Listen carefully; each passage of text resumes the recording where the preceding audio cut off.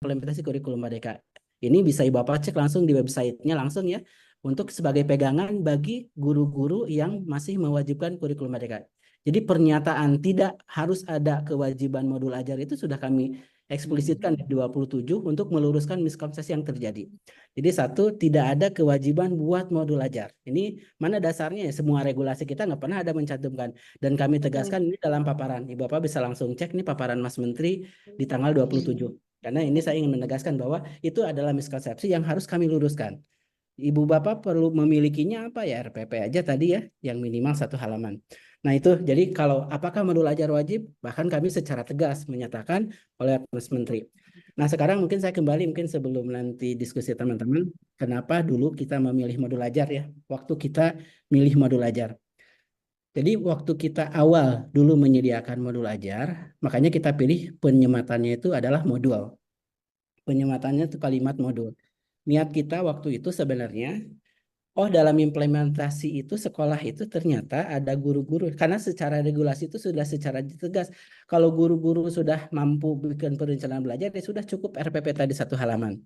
Tapi kami temukan banyak guru-guru itu yang butuh bantuan. Ada guru-guru yang butuh bantuan yang nggak tahu cara belajar, cara membelajarkan.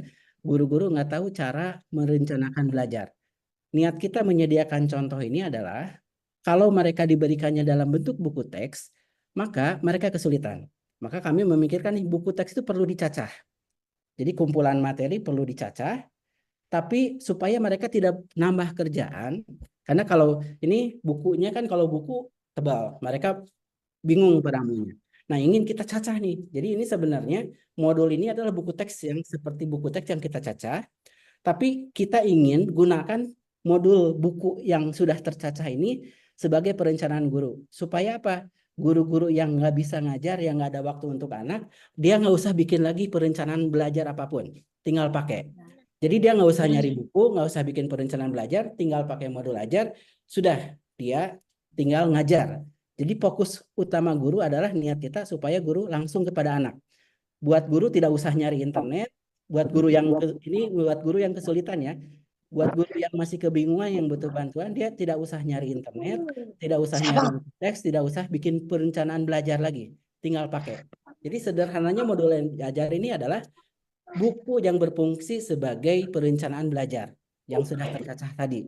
Makanya kita memilih nama modul ajar. Nah niatnya itu untuk apa? Supaya guru nggak usah ngapa-ngapain lagi kalau yang nggak bisa, yang belum bisa gitu. Supaya guru Oke, tuh jadi langsung Kang Yogi, dedikasinya punten Kang buat Yogi. anak.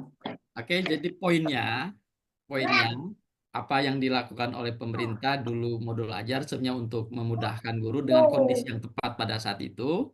Dan sekarang sebenarnya modul ajar itu clear ya. Ini tidak wajib, itu yang pertama tuh. Itu pertama, itu clear yang tidak wajib. Yang